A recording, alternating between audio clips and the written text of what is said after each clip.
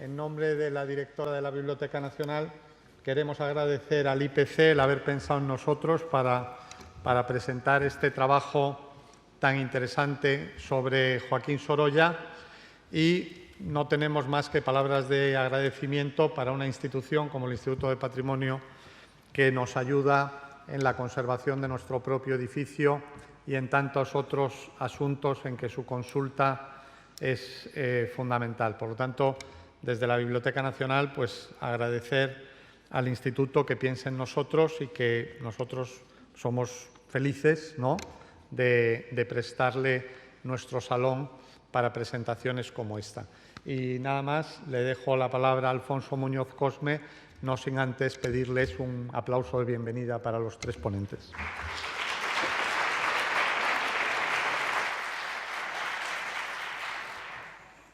Muchas gracias, Carlos, por la presentación. Efectivamente, nosotros estamos encantados de venir a esta casa hermana, con la que colaboramos en tantos temas de conservación y restauración del patrimonio cultural. Ante todo, quiero disculpar el que no haya podido estar con nosotros esta tarde Miguel Ángel Recio, el director general de Bellas Artes y Bienes Culturales y de Archivos y Bibliotecas, que tenía previsto estar en esta presentación, pero otro tema importante de la Dirección General de Bellas Artes ha hecho que tenga que atender otros asuntos y con gran pesar me ha dicho que me disculpe ante ustedes, ante el público y también ante los miembros de esta mesa que voy a presentar a continuación. A mi izquierda está la coordinadora del libro, María Luisa Menéndez Robles. Ella ha sido la coordinadora del proyecto de investigación y también de la publicación que ahora se presenta. A mi derecha, Manuel González Moreno, el director de la editorial Tecnos, con la que hemos colaborado en esta coedición y con la que estamos muy contentos de que haya sido posible desarrollar este proyecto. Ellos intervendrán a continuación.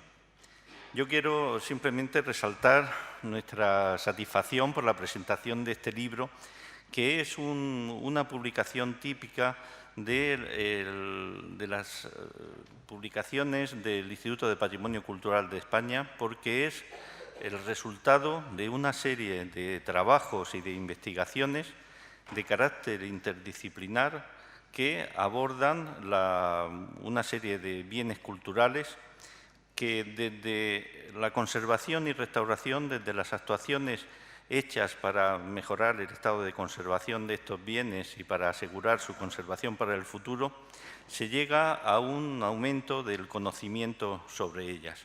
El momento de la restauración es un momento crucial en la historia de las obras de arte y es el momento en el que mejor se puede llegar a conocer sus cualidades materiales, cómo están compuestos todos los materiales que lo componen, cómo se pensó la obra, cómo se construyó esa obra que llega a nuestras manos. Porque trabajando con la materialidad física de la obra, se puede tener un conocimiento que en la vida normal no se tiene. Por eso es muy importante que esas actuaciones de conservación y restauración que en el Instituto desarrollamos sobre todo tipo de bienes culturales sirvan para ese avance del conocimiento por una parte sobre las obras, avance del conocimiento también en cuanto a innovación constante en criterios, en métodos de intervención,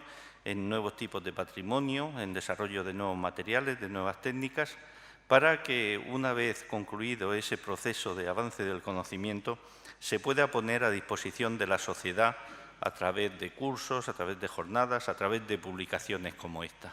Entonces, en ese sentido, este libro es el final de un amplio proceso que empieza con el estudio de las obras antes de su restauración, con el análisis, sigue con los trabajos de restauración de los que se sacan conclusiones y al final todo eso se devuelve a la sociedad en forma de conocimiento, como es este libro, de un conocimiento además desde distintos puntos de vista, un conocimiento interdisciplinar. Este método de trabajo del Instituto conlleva la participación de muchas personas, como hay en esta obra. En esta obra hay una persona que ha coordinado todo el trabajo, María Luisa Menéndez, que ahora nos hablará, pero hay la participación y el trabajo de muchas personas del campo de la restauración, como María Dolores Fuster, que escribe varios capítulos del libro, de los análisis de estudios físicos a través de las radiografías y a través de otras técnicas, del estudio de la composición de los materiales, de los pigmentos, a través del trabajo de químicos del Instituto de Patrimonio Cultural de España, como Enrique Parra, Marisa Gómez y otros muchos colaboradores. Y al final todo ello forma como una visión caleidoscópica que nos vamos aproximando desde distintos puntos de vista para al final tener un mayor conocimiento de la obra de arte y un conocimiento distinto también de los acercamientos que hacen otras obras. La coordinadora de la obra, al principio del libro, dice que este no es un libro más sobre Joaquín Sorolla, y efectivamente es un libro muy distinto de los otros. Es un libro que no pone el acento tanto sobre el estudio estilístico, sobre las composiciones, sobre la inserción de la obra en su tiempo, que también está en el libro, por supuesto, pero profundiza en aquellos aspectos que han sido menos estudiados, en los temas de la materialidad de la obra, ¿no? de los bastidores, los lienzos, los pigmentos, los barnices, todo lo que está en la obra, está materialmente en la obra y que es fundamental conocer bien para asegurar su conservación para el futuro. Entonces, en ese sentido, este libro va a ser una obra de referencia durante muchos años para todos aquellos encargados de la conservación, de la restauración, del mantenimiento de la obra de este gran pintor, Joaquín Sorolla. Bueno, por último, yo quería agradecer a la editorial Tecnos el que haya coincidido con nosotros y se haya sumado a este proyecto de hacer esta coedición. Para nosotros, bueno, publicamos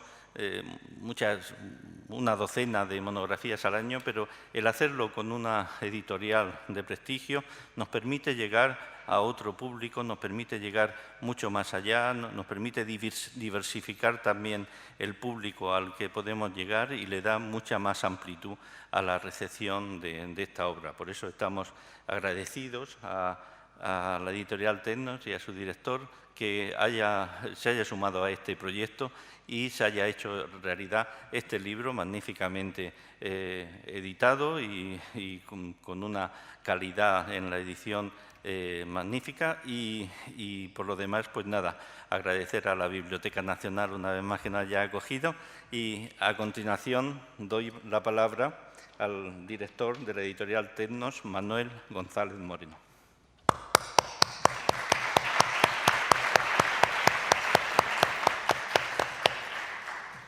Buenas tardes. Yo cuando tengo que hacer una presentación tengo ya un modelo, nunca escribo nada, no preparo nada, normalmente suelen salir un desastre, pero a fuerza de repetir el esquema a veces hasta consigue ser espontáneo y decir algo inteligente. No crean que en esta ocasión está garantizado eso. Lo primero que es conveniente en este tipo de intervenciones es dejar claro el agradecimiento al anfitrión. El anfitrión, en este caso la Biblioteca Nacional, en este espacio estupendo, no deja de ser una situación comodísima para un editor estar en la Casa de los Libros, que es la Biblioteca Nacional. Este edificio, aparte de los valores que encierra históricos, culturales, supone la plasmación de lo que un país debe de hacer por su patrimonio bibliográfico, y es conservar aquello que se publica, aquello que se edita. Es verdad que incluso los profesionales de esto, de los libros, a veces somos especialmente críticos con nuestro panorama, el panorama cultural, y dentro del panorama cultural el segmento de la edición no deja de ser un sector maltratado, con muchos problemas. Comentábamos hace un momento que la piratería o la falta de sensibilidad a la propiedad intelectual en España llega a ser también a veces incluso hiriente. Tampoco el nivel de lectores de nuestro país es el modelo a imitar o a seguir con relación a otros países que con menos población hablante de idioma. Hay que tener en cuenta que en España somos los que somos, pero nuestra lengua la hablan 500 millones de personas y, sin embargo, nuestra producción editorial, que en número de títulos es muy abundante, no tiene ni en tirada ni en lectores y, por supuesto, en volumen económico, la importancia que tiene, no ya en el mundo de habla inglesa, anglosajona, pero incluso en alemán, el alemán que solo lo hablan 2 países, aparte de Liechtenstein, Austria y Alemania, y, sin embargo, el volumen de la producción, la calidad editorial es muy comparable. Pero por aquello de que un lugar como este tiene una significación especial, es conveniente que ya pasemos a la segunda fase, que es el por qué se hace un libro desde una editorial comercial, con muchas obligaciones no siempre relacionadas con este tipo de libros. Y en buena medida entramos en el capítulo de las anécdotas y de las situaciones que se pueden confesar, pero también es verdad que algunas de ellas no merecen ni la pena. Pero es verdad que este libro forma parte de eso que todos sabemos, que la vida otorga oportunidades y las oportunidades llegan a través de lo inesperado. Lo inesperado es que a las 10 de la noche, en plena cena, alguien con el que no hablabas desde hace mucho tiempo, y en este caso María Luisa y yo, y nuestras respectivas familias nos conocemos desde hace demasiado tiempo, porque eso nos obligaría a confesar desde cuándo, y no se pueden hacer ni idea de cuántos años hace que María Luisa y yo nos conocemos. Pues te llama, te dice, yo sé que tú eres editor, yo sé que estás en una editorial y yo tengo un proyecto, y ese proyecto es un libro sobre Sorolla. Y yo, que en otras etapas de mi carrera laboral he sido editor de libro de arte, de libro de grandes obras, que también hemos trabajado María Luisa y yo en ese tipo de libros, pues resulta que me imagino un libro de Sorolla lleno de estampas, lleno de imágenes brillantes, y digo que sí inmediatamente. Le digo que sí y no tuvo ni que convencerme, le dije que claro, que estaba encantado. Es verdad que mi editorial pertenece a un gran grupo, el segundo más grande de la edición en España, el Grupo Anaya, pero nosotros somos una editorial académica, una editorial que el nombre tiene una historia muy compleja porque es una decisión del propietario en el año 47, que es cuando se funda Tecnos, y es porque publicaba libros de matemáticas, libros relacionados con determinadas cosas que no tienen nada que ver con lo que la evolución de la editorial a lo largo de estos 70 años casi ha ido dándole. Pero María Luisa es muy persuasiva, me dijo que el libro era fantástico, que estaba muy bien, que merecía la pena que me arriesgara, y yo accedí, y luego ya al cabo de un cierto tiempo apareció con un original, fui al instituto y ahí empieza la segunda parte de la intervención, cuando vi lo que estaba tramando, lo que estaba tramando María Luisa y el equipo de autores que son partícipes en este libro. Y nos encontramos con un libro que es lo que hoy está aquí, lo que está aquí realizado, y es el resultado del trabajo de muchas gentes, y yo diría que hasta del entusiasmo de muchas gentes y hasta de una institución como es el Instituto del Patrimonio, que aparentemente no es nada más que un ente administrativo con una función a desarrollar, y cuando tratas con la gente que está dentro y que, además de ser funcionarios, tienen una vocación decidida en lo que están haciendo, te quedas asombrado y te quedas muy satisfecho de que esos impuestos de sueco que uno paga sirvan para tener una institución parecida a la que tienen los suecos. Y el instituto, en ese sentido, a mí me parece que, aparte del emplazamiento y del lugar que tienen, que es un lugar extraordinario, luego realiza una labor que, desgraciadamente, como casi todas las buenas de este país, a veces pasa completamente desapercibida. Por eso también quería agradecer en la persona de Alfonso Muñoz que el Instituto haya colaborado con nosotros, haya sido nuestro socio, que nos haya facilitado las cosas, porque a veces, ustedes lo saben bien, supongo que en el auditorio hay muchos funcionarios, el ente administrativo, la burocracia pública es tan compleja que lo único que pretendes es que te dejen en paz, que te dejen trabajar, porque la ventaja que tiene el sector privado es que hay mucho más dinamismo en el caso de los organismos públicos, y es una buena necesidad la de la exigencia, la del cumplimiento de las obligaciones legales y formales, pues se han tenido que llevar a cabo. Este libro no se hubiera hecho si no se hubiera hecho con todos los requisitos y parabienes. Y en este sentido tengo que agradecer especialmente a Alejandro Carrión todo su trabajo. Si él no hubiera estado al quite, las peleas de María Luisa conmigo y conmigo con medio mundo hubieran resultado completamente inútiles, no hubieran trascendido, y el libro ha salido en tiempo y forma como todos queríamos, y en esto Alejandro tiene una parte activa y hay que reconocérselo. Seguimos en el capítulo de agradecimientos. Finalmente, tengo que agradecerle algo más a María Luisa. Tengo que agradecerle que sea persuasiva, que sea amiga, que a pesar de los años no me recuerde lo mucho que hemos cambiado, pero tampoco hemos cambiado tanto. En realidad seguimos teniendo capacidad para ilusionarnos y para contarnos las cosas que queremos oír y algunas de las que no queremos oír también, porque cuando hay confianza a veces pasa eso. Creo que ha sido un proceso a lo largo de este verano que ha sido un año muy complicado, porque es que ha sido el año de final de legislatura. Yo tengo una editorial, no es mía, es del grupo, pero bueno, yo soy el director de la editorial y he tenido que hacer frente pues, a una cacatarata de reformas legislativas, de manuales universitarios que tenían que salir con septiembre, y el libro este en medio. Y yo haciendo de editor, recordando viejos tiempos, con esa nostalgia que da el tiempo perdido que se quiere recuperar a través de las cosas que tienen que ver con el presente. Y he recuperado en este presente una etapa de mi vida que era la de hacer libros de arte. En un libro que no es exactamente de arte, pero que tiene mucho que ver con el arte.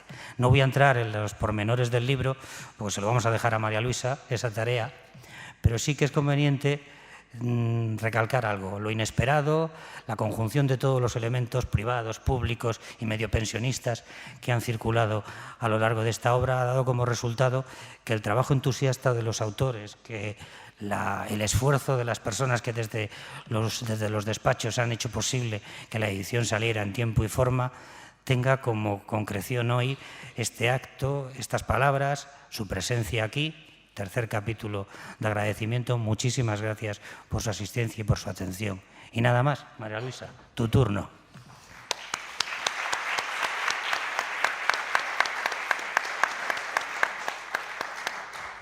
Gracias. A continuación tiene la palabra la coordinadora del libro, María Luisa Menéndez Robles. Sí, hola, buenas tardes a todos.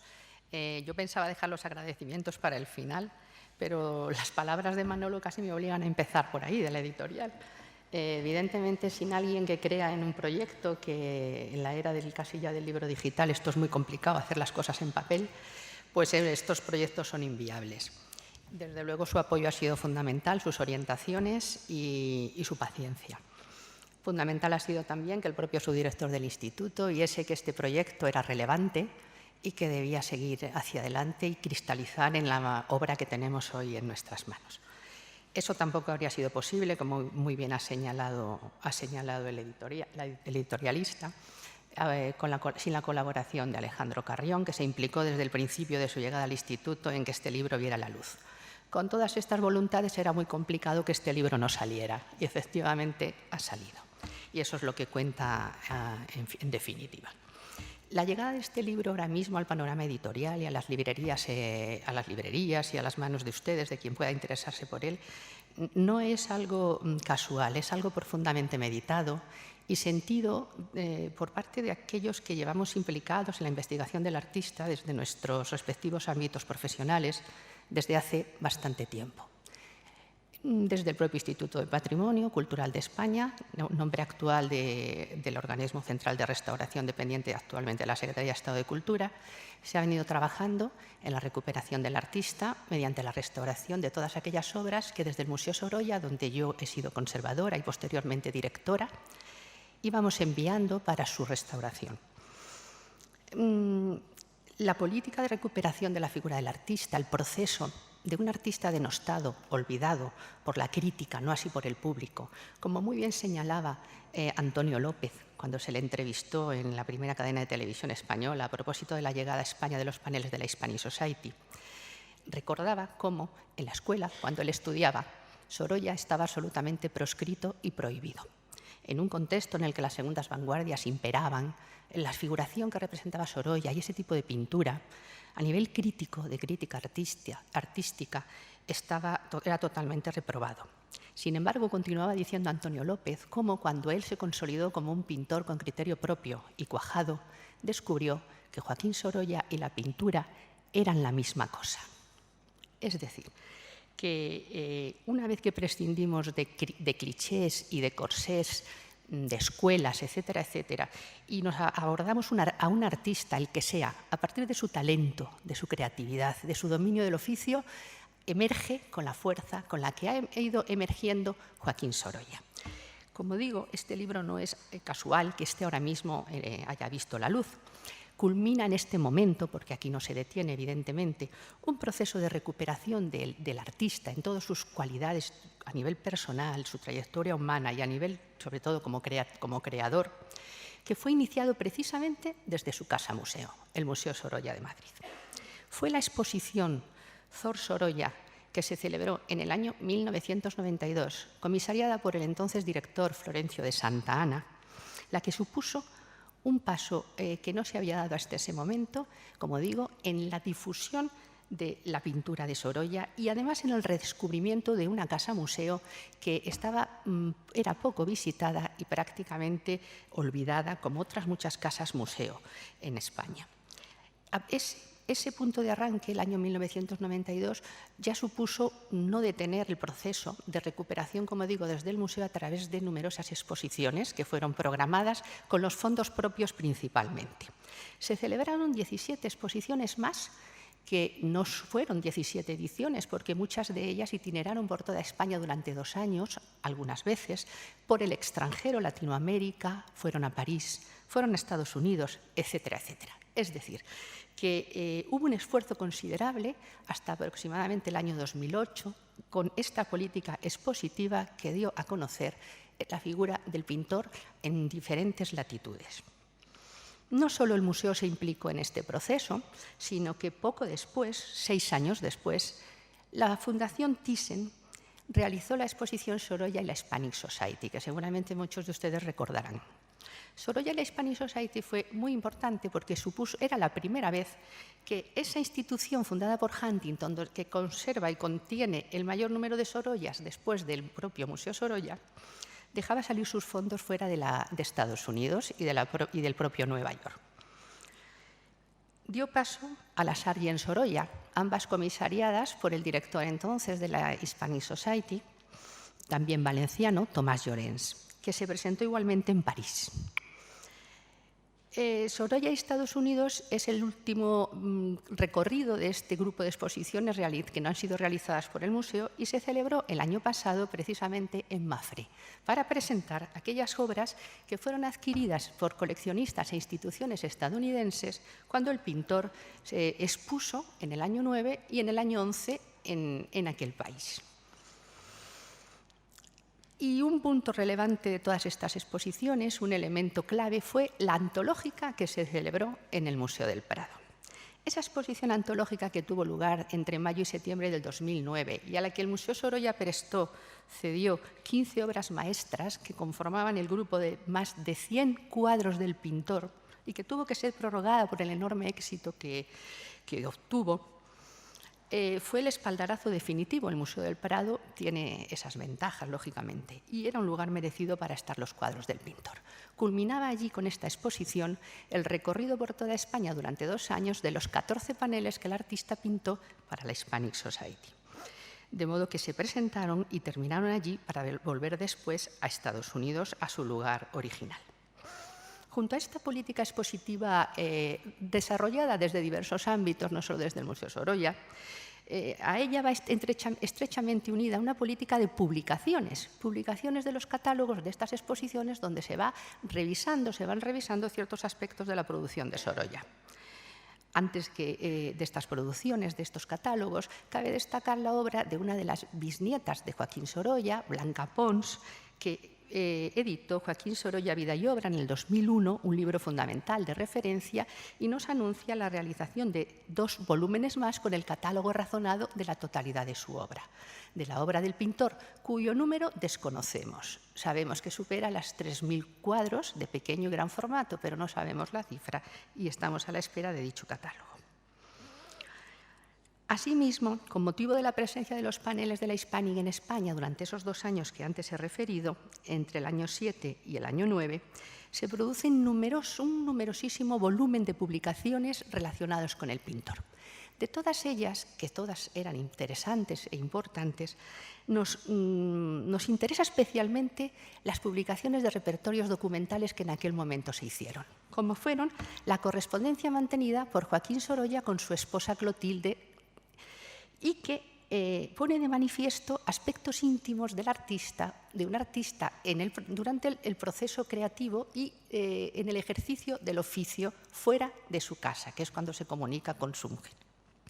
Él realiza numerosas campañas y para pintar fuera a lo largo de su vida activa, y estos pormenores quedan reflejados en esta correspondencia que tiene una gran trascendencia como fuente y como información de todo este proceso y de sus avatares. Asimismo, Valencia adquirió la Generalitat el conjunto epistolar mantenido con Pedro Gil de Mora. Pedro Gil Moreno de Mora era íntimo amigo de Joaquín Sorolla, también pintor, y era una de las personas que le ayudaba, opinaba, etcétera, etcétera, a preparar sus exposiciones en París, donde él residía. De manera que la correspondencia mantenida de Sorolla con Pedro Gil de Mora, Gómez de Mora, es fundamental porque también nos informa sobre aspectos de naturaleza pictórica que nos interesan enormemente para centrar el estudio de la actividad de este artista. Desde el propio Museo Sorolla se abrieron, como consecuencia de la catalogación de sus colecciones, nuevas vías de investigación de gran calado que siguen vigentes y que, desde luego, han supuesto un avance en la comprensión del artista. Una de esas vías tuvo que ver con la catalogación de la colección de fotografía antigua reunida por el pintor a lo largo de su vida, tanto la fotografía de naturaleza familiar, pero principalmente la naturaleza ligada a su proceso creativo, a la pintura. El resultado de estas observaciones, que fueron fruto de la catalogación de 7.000 positivos fotográficos que tiene el museo, fueron expuestos, narrados en una exposición que hicimos en el propio museo, llamada Sorolla y la otra imagen.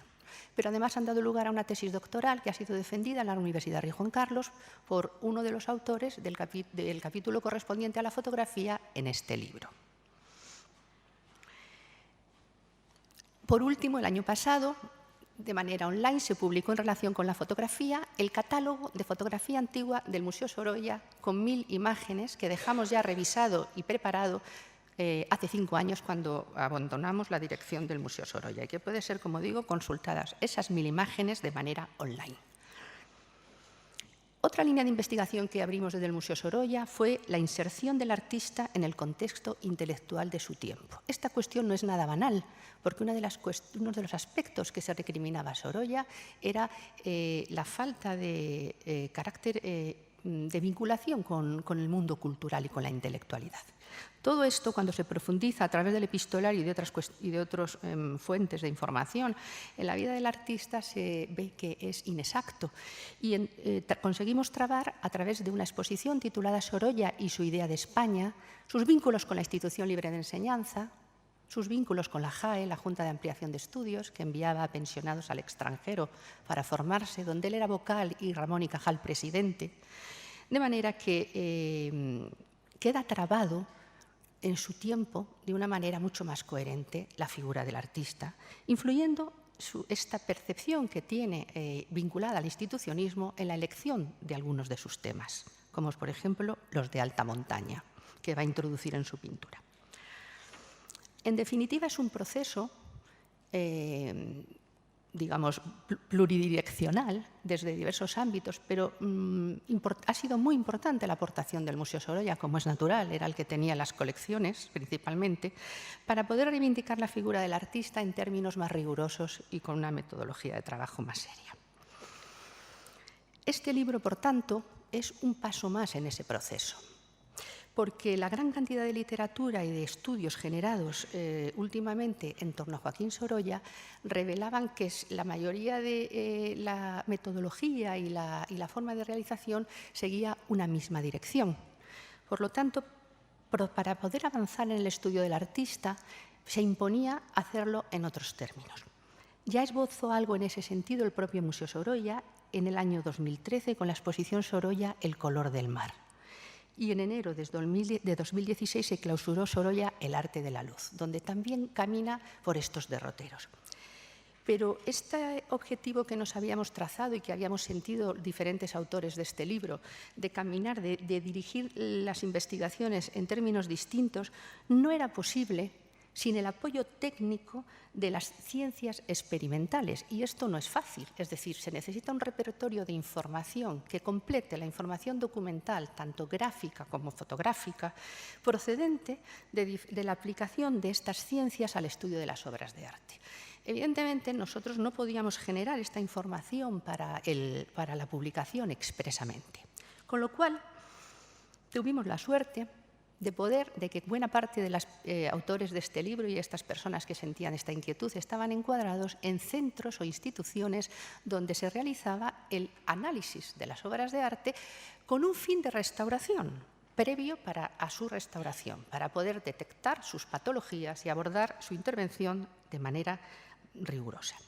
En consecuencia, de manera, eso sí, deslavazada en el sentido de que no todas las patologías eran coincidentes en las obras, con lo cual el procedimiento de análisis de las mismas no es coincidente. Pero en cualquier caso se generó un bagaje de material relacionado con los estudios físicos realizados en las obras, a partir de la fluorescencia de rayos X, a partir de la fluorescencia inducida por luz ultravioleta, la reflectografía infrarroja y las radiografías que hemos podido aprovechar para elaborar este estudio.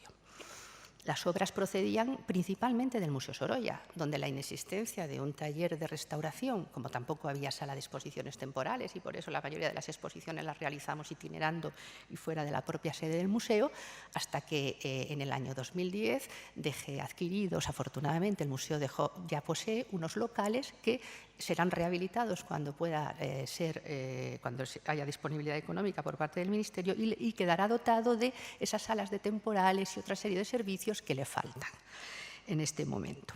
En cualquier caso, como digo, las obras procedían del Museo Sorolla principalmente, no en vano tiene 1.300 cuadros del pintor en su colección. Pero no solo, proceden también de otras instituciones como la Universidad Complutense de Madrid y de la colección Massabeu del Museo de Bellas Artes de Oviedo. Y, por supuesto, de la Hispanic Society, que no fueron físicamente al Instituto de Patrimonio, pero sí han sido sometidos a estos estudios. No solo el Instituto de Patrimonio tenía la infraestructura necesaria, no solo de tipo técnico, sino también personal cualificado, porque estamos hablando de químicos, físicos, personas especializadas en radiografías que tienen que trabajar con estos materiales y, por supuesto, de restauradores cualificados que conozcan perfectamente la pintura del artista. Como digo, no es solo el Instituto de Patrimonio, también hay otras instituciones que tenían el equipamiento necesario para abordar estos estudios de carácter físico y de carácter químico en el laboratorio.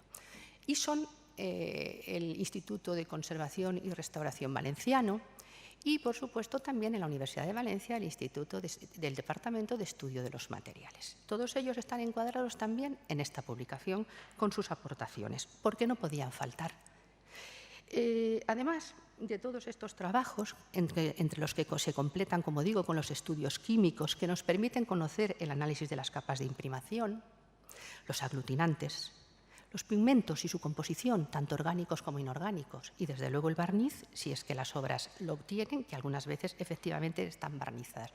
Y, por supuesto, también el soporte. En este caso siempre hemos trabajado con telas, con lienzo. Ese ha sido el soporte sobre el que hemos podido trabajar.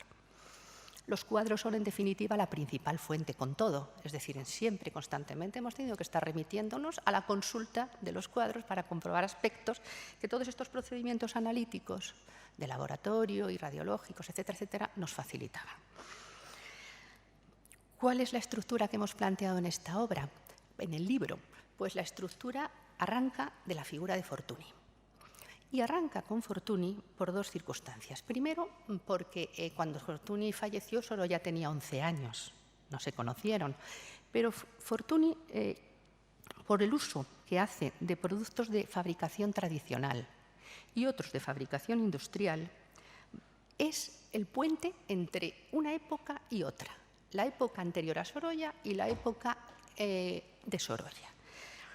Y además, con Mariano Fortuny se ha podido abordar el estudio de su paleta, sus pigmentos, etcétera, etcétera, porque gracias a su hijo se conserva en el Museo de Arte de Cataluña, el MENAC, se conserva una mesa de trabajo con sus tubos, con pigmentos y sus materiales de pintura. Esto ha permitido abordar el estudio de los mismos detenidamente y nos permite hacer la comparación. Por tanto, el trabajo, cronológicamente, nos hemos centrado en esa figura por estas razones. Además, en esta obra, otro de los capítulos está dedicado al estudio técnico de los pigmentos inorgánicos, porque, como habrán ya podido comprobar por lo que les llevo dicho hasta ahora, lo que nos interesa de Sorolla es aquellos materiales que él necesita para realizar y llevar a cabo el oficio de pintor. Por tanto, nos interesa aspectos menos atendidos hasta ahora por las investigaciones. Estos pigmentos inorgánicos, las imprimaciones, los aglutinantes, también son objeto, como digo, de estudio para definir la composición de los mismos, su naturaleza, su espectro. Esas imprimaciones en los cuadros de Sorolla son de tonos blancos, grises o rojos en menor medida. Los aglutinantes son importantes también en la pintura y se analizan porque contribuyen a que se seque, contribuyen también a darle su aspecto final. Esos aglutinantes o aceites suelen ser dos tipos de aceites secantes, el de adormideras generalmente y el de lino cocido, en las obras que se han analizado. Los colores nos marcan cuál es la paleta del artista y, desde luego, el predominio del blanco es absoluto para obtener la luminosidad que necesita. Ese blanco se nos presenta solo o combinando, introducido, formando parte de otros colores. Es el blanco de plomo albayal del mayoritario, pero también está presente el de zinc, el litopón, etcétera, etcétera. Los azules, cobalto, azurita, azul de Prusia, han sido caracterizados precisamente desde el laboratorio del Instituto de Patrimonio y a través de los análisis realizados, no destructivos, realizados en los 14 paneles de la Hispanic in situ en Nueva York. El anaranjado es escaso en su obra, el amarillo es muy interesante también, se distinguen hasta 8 amarillos, 8 composiciones distintas de amarillo para obtener el amarillo, negro, el rojo, verde, y hay un color preferido sin duda junto al blanco por Sorolla, que es el violeta, pero el violeta de manganeso, y se detecta en su pintura por vez primera recién comercializado, en el año 1900, en Fin de la jornada, de propiedad particular. En este cuadro emerge con toda su fuerza un color al que él le dedica alabanzas específicas. Y desde luego no solo por su poder estético y sus características estéticas. Y va a utilizarlo de manera generalizada a lo largo de las obras, desde que lo introduzca hasta ahora lo tenemos detectado, como digo, en Fin de la jornada Javia en 1900, que es una fecha muy temprana porque se acaba de comercializar. Aporta una gran luminosidad este color y es lo que las obras de Sorolla persiguen. Pero junto a los inorgánicos, esta obra nos aporta por vez primera, nos descifra lo que se ha venido llamando hasta ahora como lacas. Las lacas son los pigmentos orgánicos y no es posible analizarlas si no se tiene la tecnología y, desde luego, la cualificación del personal técnico necesaria para ello. El Instituto de Patrimonio posee el cromatógrafo de líquidos que le permite discernir la naturaleza de estos orgánicos, que aquí en esta obra ya dejan de llamarse lacas, algunos de ellos, para tener apellido. ¿Cuál es el apellido? Pues en algunos casos amarillo indio. El amarillo indio es un pigmento legendario que fue obtenido y que se obtiene a partir de los orines de vacas alimentadas con hojas de mango y aparece por vez primera en los análisis químicos de pintura artística europea en uno de los cuadros de Sorolla, y no como una traza, sino con el peso suficiente por su gran presencia como para considerarle como un color más. Es naranjo salcira, también del año 1902, también propiedad particular. Junto a estos repertorio de análisis, estudios y conocimiento de pigmentos, otro aspecto fundamental que da lugar a la obra pictórica son los soportes.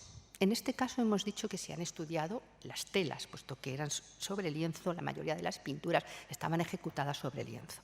Los soportes y los bastidores. Sorolla adquiría esas telas montadas o bien en su bastidor, siempre telas de origen industrial, al igual que todos sus pigmentos que son de origen industrial, o en grandes rollos que él cortaba a la medida de sus necesidades y estaban ya previamente imprimadas según él iba necesitando. El estudio de los soportes es una cuestión muy abandonada y a la que no se le ha prestado atención, no solo en relación con las obras de Sorolla, sino en la historia de la pintura. Por eso, y sin embargo, son fundamentales, porque la textura, la consistencia, las preparaciones, etcétera, etcétera, de estos soportes, va a determinar la manera que va a tener de pintar el artista sobre el cuadro, sobre ellas mismas. Su aspecto externo de la obra también va a cambiar mucho, su estética en función de la textura, como digo. Y por último, en la evolución de la pintura a lo largo del tiempo tiene mucho que ver el soporte. De modo que la estabilidad o la degradación del cuadro por el paso del tiempo y ante los cambios ambientales, cuando esto sucede, es el soporte uno de los más afectados. De modo que se conforma como un elemento ignorado, pero que aquí se reivindica de manera importante. La reivindicación se realiza a través de la labor acometida por la restauradora especializada en Sorolla del Instituto del Patrimonio, que con paciencia monástica ha ido recopilando más de 104 tejidos procedentes del estudio de 103 cuadros. Estos 104 tejidos han sido fotografiados, descritos y analizados en algunos de ellos por el laboratorio del Instituto del Patrimonio para conformar su estructura, sus características, sus singularidades. Esas fibras que los componen y muchas de las preparaciones que los cubren están aquí descritas. Estos 104 tejidos conforman un avance de un primer catálogo de estos soportes que trasciende a la pintura de Sorolla, puesto que sirve como comparación y sirve para poder ser utilizado en la investigación de otros pintores de la misma época.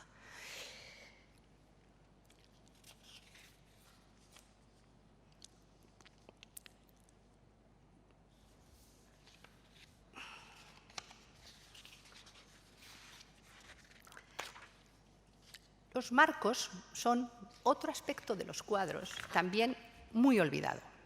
De hecho, el Museo del Prado, hasta hace muy poco tiempo, no ha creado la figura del responsable de marcos para que estudie y analice los propios cuadros del museo de esa institución.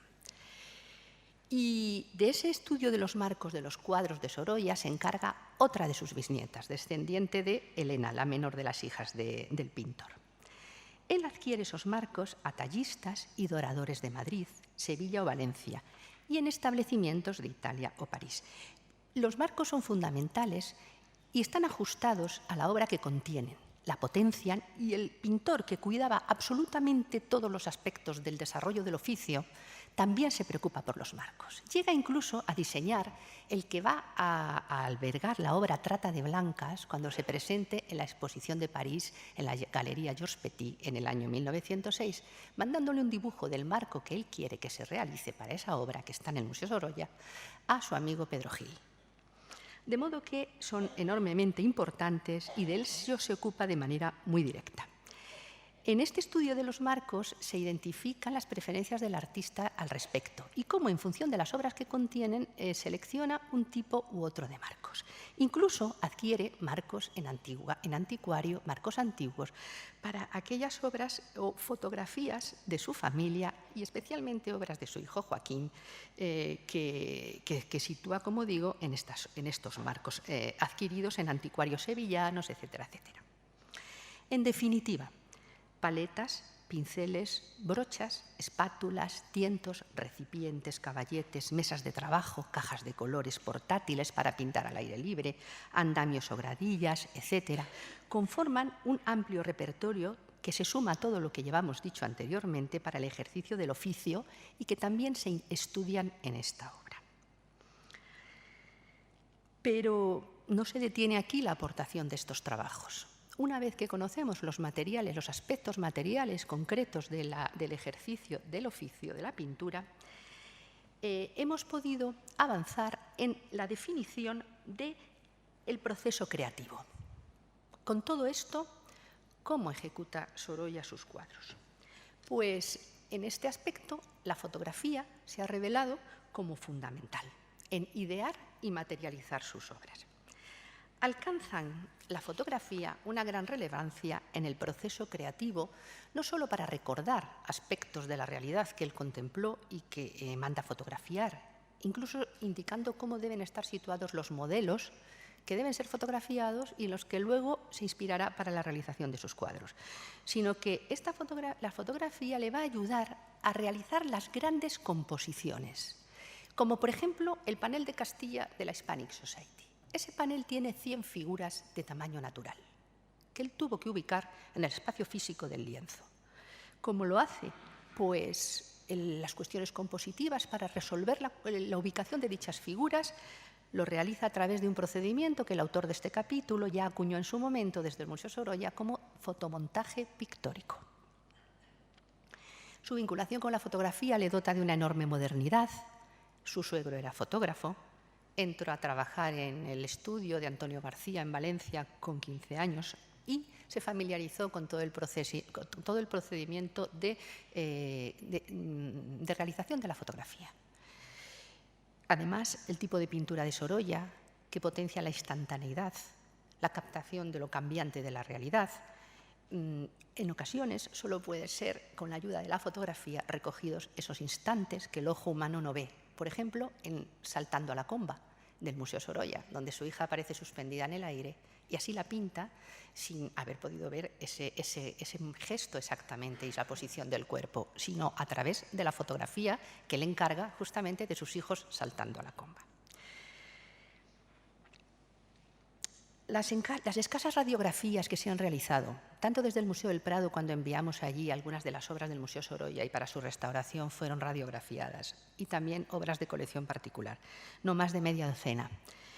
Y las escasas radiografías que también se conservan en el Instituto del Patrimonio, en el IPCE, sin embargo, han sido suficientes para poder hacer una lectura de la forma de trabajar del artista. Son enormemente relevantes del proceso creativo. Sorolla elige primero cuidadosamente la tela idónea y con el color de la imprimación que se debe adecuar al tema que va a abordar. Superpone a continuación capas de color muy diluido en aguarrás para cubrir la superficie de la tela. A continuación dibuja el cuadro, como estamos viendo en esta fotografía, sobre el lienzo ante el natural, ante el original, con unas líneas, en este caso de carbón, otras veces con el pincel, incluso a veces, en sus primeras épocas, con el lápiz. Continúa organizando volúmenes con la aplicación de manchas de color muy diluidas en aguarrás, y esto lo hace a menudo con pinceles muy largos para poder ir captando cómo va resolviendo la composición y el tema. Por último, el pintor se concentra en trabajar una parte puntual de la obra. Si se trata de un retrato, como en este caso, especialmente la cabeza. Y si se trata de un retrato masculino, él mismo nos indica que es la frente la que va a trabajar con una enorme importancia y atención. Y así lo hace. Conocido el procedimiento por todos los estudios anteriores, ¿cuál es su forma de pintar? Pues a través de gruesos empastes, pero eso no descarta que también utiliza en la misma obra incluso materia fluida, muy acuarelada. Utiliza un repertorio de pinceladas potentes y enérgicas, pero también largas y prolongadas, pero también otras más cortas para generar la vibración, reflejar lo que a él le interesa, que es los efectos cambiantes de las cosas, por la luz, por el movimiento del agua, etc. El viento es una pintura sensorial y él tiene que captar esas sensaciones y lo hace de esta manera. Las radiografías han sido muy importantes para definir la forma, como digo, de pintar del artista y nos han permitido incluso ver la evolución técnica. En Contadina de Asís, campesina italiana, que él realiza este cuadro durante su etapa de formación en Italia, utiliza pequeños y abundantes toques para conseguir que las telas del atuendo de la joven campesina tengan una textura difusa. Pero junto a ello utiliza un tratamiento caligráfico con el pincel, en los pendientes, en los motivos florales del pañuelo, etc. Y ya allí aparece un recurso que no va a abandonar nunca, que es el de las máscaras. Las máscaras de pigmento denso que cubren el rostro, en este caso los pómulos y el mentón, y que va a perfeccionar en el futuro. En María, pintando el boceto de María en el Pardo, cuando permanece su hija para recuperarse de su enfermedad en el año 7 en la finca del doctor Madina Beitia, en las afueras de Madrid, utilizan ese boceto precisamente por ser un boceto, un avance más en estos recursos. Sobre la imprimación de la tela, aplica las carnaciones con una base de color que recibirá el rostro de su hija, que prosigue cubriéndolo de nuevo con una máscara de color, pero mucho más intensa y cubriendo absolutamente y empastando todo su rostro. Eso lo vemos a través de la radiografía. Finaliza perfilando la figura de su hija y para diferenciarla del paisaje y del verde de fondo, este perfilado. En otras zonas del cuadro Sorolla va a dejar asomar la imprimación como un color más, para establecer contrastes de luz y sombra. Una de las características de la pintura de Sorolla es esos contrastes en el visible ya, no necesariamente en las radiografías, sin transición. Muchos son los cuadros en los que se pasa con una velocidad de vértigo desde zonas en sombra a zonas profusamente iluminadas. El aura tradicional y que está presente en los cuadros del Greco, por ejemplo. Es un recurso clásico que utilizan los pintores antiguos. Ese aura de tono más claro que rodea la cabeza de las figuras o su perfil o recorre las figuras y a veces es visible, no se necesita recurrir a la radiografía, está también presente en las obras de Sorolla. En definitiva, los bordes de las formas sin pintar, los perfilados o los halos luminosos son recursos generalizados en su manera de trabajar que se completan con un variado repertorio de pinceladas adecuadas a cada caso. Tengo que darles las gracias por su paciencia, invitarles a que lean el libro. Los esfuerzos de quienes hacen un libro, y en este caso de todos nosotros, a los que yo aquí me siento muy orgullosa de representar, solo pongo voz a un grupo de personas que conforman esta obra coral. Yo creo que los esfuerzos quedan incompletos si esta obra no es accesible a la mayor cantidad de público, especialista y no especialista. Y desde luego esa accesibilidad no sería posible si este trabajo no se traduce al inglés. Me parece que es importantísimo porque tiene una gran cantidad de aportaciones, va a servir para investigar a otros artistas de otros países y es un camino que comenzamos a andar, pero creo que de manera certera y con metodología segura. Yo no quiero tampoco, quiero cerrar como había pensado con los agradecimientos, ya solo a la mitad de los agradecimientos, porque comencé la intervención con una parte de ellos, y esos agradecimientos van a ir dirigidos a todos aquellos que han cedido imágenes, a todos aquellos que nos han permitido ver sus obras, a todas aquellas instituciones y propietarios que nos han dejado acceder a ellas. Y sobre todo, mi gratitud para todos aquellos que han aceptado mi invitación, es decir, a los autores, a colaborar en este proyecto. Muchísimas gracias.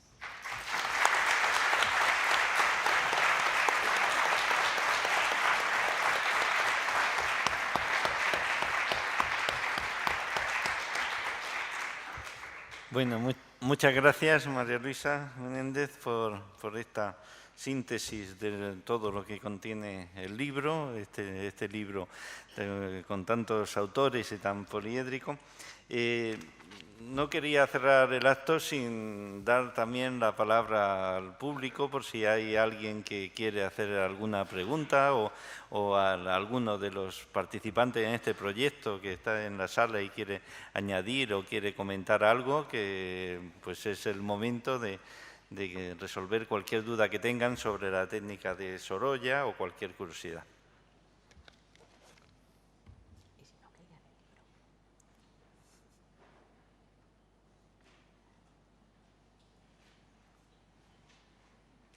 ¿No hay ninguna pregunta? Bueno, pues entonces desearle que disfruten con la lectura del libro, que encuentren en él todo lo que quieran. Estamos en el Instituto de Conservación y Restauración también a su disposición para seguir trabajando y seguir aprendiendo de la obra de Joaquín Sorolla. Y muchas gracias a todos por su presencia esta noche aquí.